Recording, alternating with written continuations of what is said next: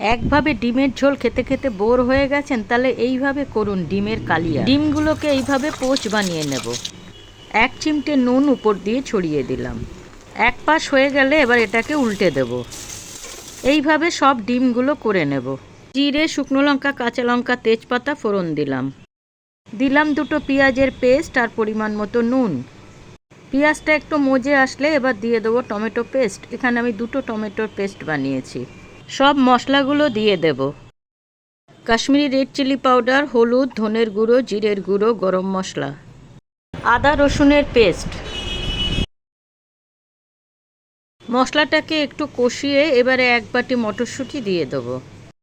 মশলাটা খুব ভালো করে কষানো হয়ে যখন তেল ছেড়ে আসবে এবার দিয়ে দেবো জল। মশলা ধোয়ার জলটাই দিয়ে দিলাম, বেশি জল আমি ব্যবহার করিনি, আমি একটু গামাখা মতন করব। দিলাম একটু চিনি।